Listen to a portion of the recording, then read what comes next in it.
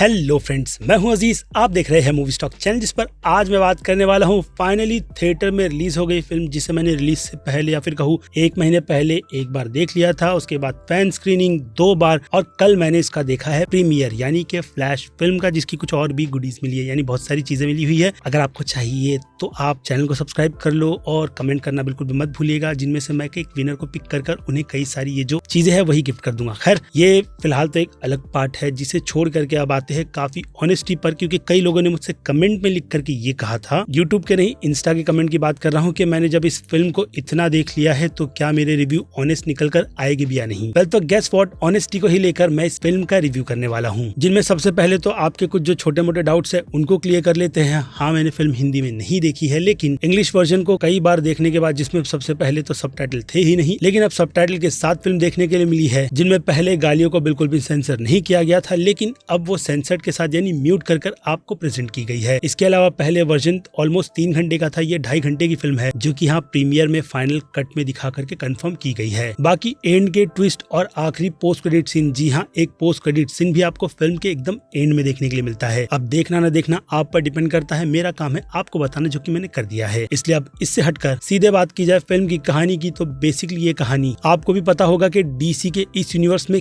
कितनी सारी री राइटिंग से गुजरी हुई है, और अगर जहाँ निकल कर आ जाती है बात री राइटिंग की, तो एमसीयू की कुछ फिल्मों का अगर एग्जांपल लिया जाए, जो डायरेक्टली ही ये बता देता है कि अगर री राइटिंग के प्रोसेस में फिल्मों पर कई सारे राइटर्स अपना दिमाग लगाए तो फिल्म की कैसे खिचड़ी और फिल्में बर्बाद होती है। लेकिन गेस व्हाट, यहाँ पर वैसा कुछ अभी के लिए तो आपको बिल्कुल भी नजर नहीं आएगा। ये बायसनेस नहीं है, बल्कि ईमानदारी है। जहाँ पर मैं बात कर रहा था अब कहानी की, तो कहानी पर आ जाए तो कहानी बैरी यानी के फ्लैश की ओरिजिन दिखाती है, जिस ओरिजिन में वो नहीं चाहता कि उसकी मां मरे, लेकिन इन सब के चलते टाइमलाइन की गड़बड़ी, मल्टीवर्स का कॉन्सेप्ट, कौन बदलेगा कौन नहीं, ये सब कुछ कैसे शुरू होता है उसका पता आपको चलेगा फिल्म देखकर, जो कि नहीं फिर कहूंगा स्पॉइलर नहीं है। लेकिन अब एक चीज है, और वो है इस चैनल को सब्सक्राइब, वीडियो को लाइक और शेयर करने की छोटी मोटी सी रिक्वेस्ट तो प्लीज कर लो।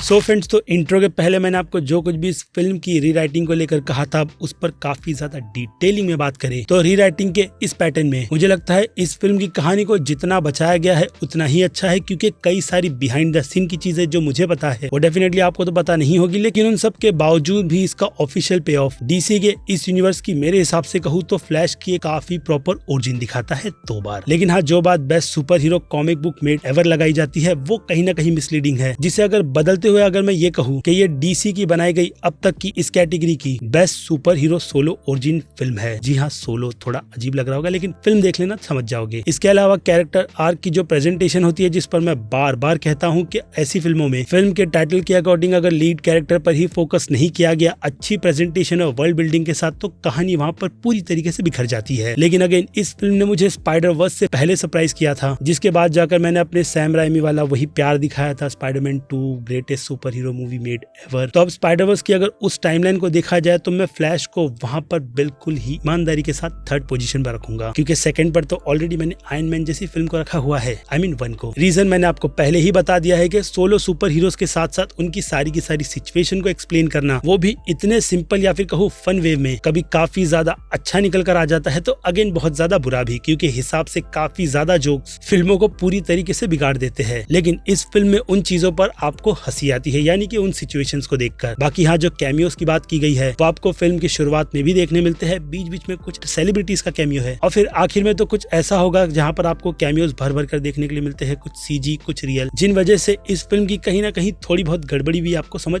आ जाती है। लेकिन मैंने जो फिल्म का ओरिजिनल वर्जन के साथ साथ अनकट वर्जन देखा है, तो वहाँ से मेरे लिए जो चीजें क्लियर हुई है वो मैं पहले आपको एक्सप्लेन कर देता हूँ, कि जहाँ पहले जब हमें इस फिल्म का अनकट वर्जन दिखाया गया था, तो वहाँ पर इस फिल्म की मेजर प्रॉब्लम थी इसके सीजीआई कैरेक्टर्स, लेकिन अब उन्हें फाइनल वर्जन में जिस तरीके से हमारे सामने अपग्रेड कर प्रेजेंट किया गया है, उसमें बहुत नहीं बल्कि के हिसाब से काफी ज्यादा इंप्रूवमेंट किया गया है। लिटरली इतना कि कुछ सीन अगर काफी ज्यादा अच्छे लगते हैं, तो अगर ज्यादा ध्यान से देखो, जैसे कि 2 बैरी में से एक के फेस पर आपको कमियां नजर आती है, और अगेन सीजीआई कैरेक्टर जो सीजीआई ही दिखते हैं। स्टेडियम की भी बात कर रहा हूँ, जो खुद एंडी मैशेटी ने हमें कंफर्म करके बताया था। इसके अलावा सूट की डिटेल्स और रिंग के पीछे की मिस्ट्री को भी एंडी मैशेटी ने ये बात हमें ऑफिशियली बताकर ये कंफर्म कर दिया था कि उसके उसके लिए आपको कॉमिक बुक पढ़नी होगी, जो कि मैंने अभी आपको दिखाई, ये वाली। क्योंकि इस कॉमिक बुक में हमें बैटमैन और बैरी की रिलेशनशिप दिखाई जाती है कि उन दोनों की दोस्ती कितनी ज्यादा अच्छी बन गई कि खुद बैटमैन ने उसे एक सूट बना करके दिया, वो भी रिंग में, जो कि अगेन कॉमिक बुक का रेफरेंस है। और फिर इसके अलावा बाकी की जो सिचुएशन, इन चीजों को छोड़ फिल्म की जो कंटिन्यूटी है वो इतनी ज्यादा अच्छी है कि मैं इस पूरी फिल्म में खोसा गया था। आई नो मैं डीसी के उन फैंस में से नहीं आता जो जबरदस्ती नेट पिकिंग कर आपको जबरदस्ती की फिल्म की कमियां बताऊं, क्योंकि फिल्म की जो कमियां है वो आपको थोड़ी बहुत इसके वीएफएक्स से लेकर सीजी डिपार्टमेंट में नजर आ जाती है, जो चीज मैं बता चुका हूं इसलिए रिपीट नहीं करेंगे। क्योंकि उसे छोड़ कई सारी चीजों को प्रेजेंट करना, वो भी एक अच्छी खासे ह्यूमर के साथ, जिसमें इमोशनल के तड़के के साथ साथ जब कैरेक्टर को बिल्ड किया जाता है और पेरेंट्स के इमोशन यार हिट करते हैं, जिसके बाद उन सब में चार चांद लगाने का काम फिल्म के बीजीएम के साथ साथ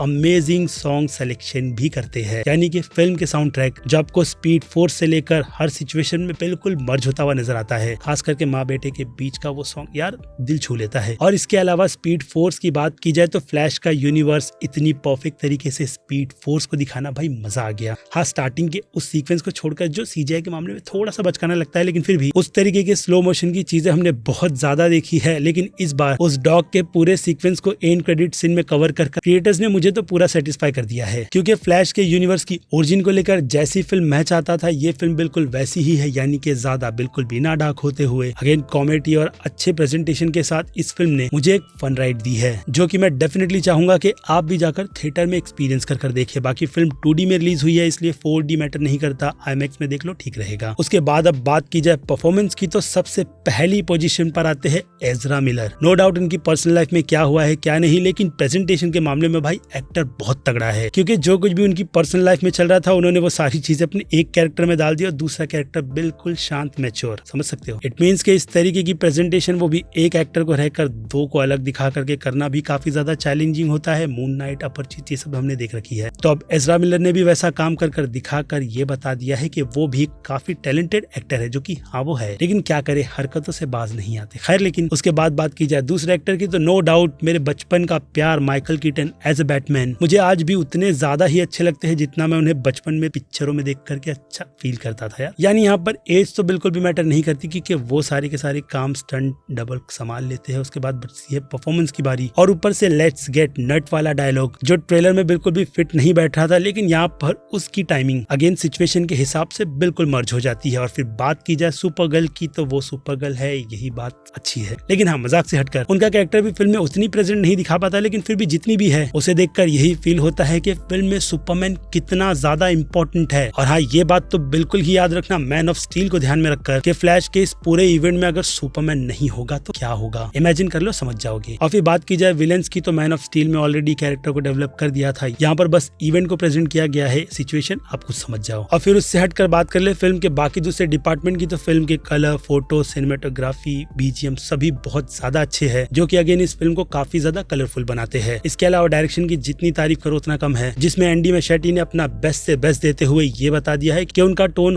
हॉरर को छोड़कर इस तरीके की फिल्मों पर कैसा है, जो कि हाँ आपको भी फिल्म देखने के बाद पता चल जाएगा। और फिर क्या, अब इन सब से हटकर सीधे आ जाए फिल्म की रेटिंग के डिपार्टमेंट पर, तो हर एक कैटेगरी के हिसाब से डिटेल भी मिल जाती है। तो सीधे आते हैं उसी पर, जिन सभी में सबसे पहले बात की जाए फिल्म के एक्शन की, तो 5 में से 4 स्टार, जो कि हाँ ये फिल्म डिजर्व करती है। और फिर कॉमेडी के लिए मेरे हिसाब से ये फिल्म 5 में से 3 स्टार तो डिजर्व ही करेगी। बाकी आप देखना कि आपको फिल्म का ह्यूमर पसंद भी आता है या नहीं, क्योंकि मैंने पर्सनली उन्हें काफी ज्यादा एंजॉय किया है इज़रा की परफॉर्मेंस को ध्यान में रखकर। क्योंकि अगर कॉमेडी की थोड़ी और डिटेलिंग की बात करें तो ये फिल्म कहीं पर भी फोर्सफुल नहीं लगती कि जबरदस्ती कॉमेडी के एंगल्स को डाल करके फिल्म को फनी बनाने का मजाक किया जा रहा है, जिनसे हम अब तक बिल्कुल भी नहीं उभरे। मैं बात कर रहा हूँ लव एंड थंडर की। खैर, तो अगली कैटेगरी में ड्रामा की बात की जाए तो 5 में से 3.5 स्टार एक अच्छी स्टोरी के लिए तो बनते ही है। और फिर बात की जाए फिल्म के सस्पेंस की, तो फिल्म के कुछ मोमेंट्स प्रेडिक्टेबल है, लेकिन कुछ बिल्कुल भी नहीं, खास करके फिल्म का एंड, जो कि इस फिल्म को इस कैटेगरी में 5 में से 3 स्टार दिलाएगा। और फिर बात की जाए फिल्म के हॉरर और थ्रिल की, तो हॉरर के लिए उतना ज्यादा पोर्शन नहीं बनता है, या फिर कहूँ 2 का, जो कि आप फिल्म देखकर समझ जाओगे कि हॉरर की कम एलिमेंट को डालते हुए इस फिल्म में एंडी मैशेटी ने अपनी थोड़े बहुत टच तो डाल रखे हैं। लेकिन थ्रिल के मोमेंट एक्शन को ही देख करके बनते हैं, और फिल्म में चल रही सिचुएशन के हिसाब से ये कैटेगरी सुपर हॉरर के इस जॉनर में इन दोनों कैटेगरी को 5 में से 2.5 स्टार से ज्यादा नहीं दिलाएगी। और फिर बात कर ले सीधे मास ऑडियंस की, तो मास ऑडियंस इस फिल्म को काफी ज्यादा एंजॉय करते हुए इस फिल्म को A+ की कैटेगरी में रखेंगे, क्योंकि लिटरली मास ऑडियंस क्या, मैं खुद इस फिल्म को देखते वक्त बिल्कुल भी बोर नहीं हुआ, वो भी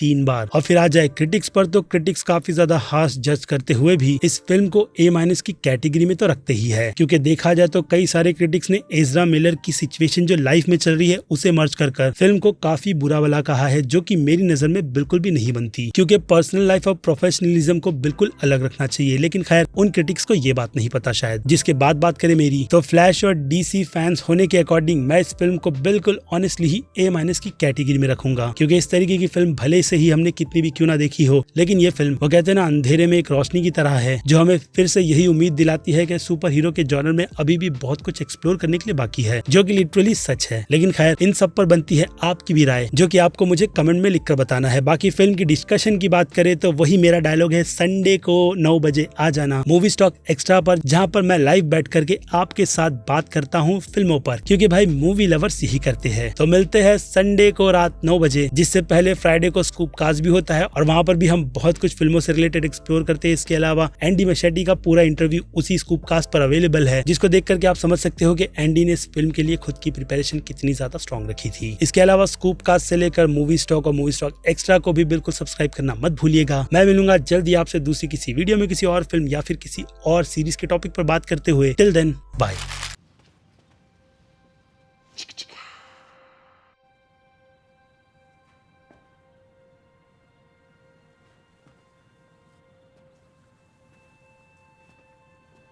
You're still here. It's over. Go home.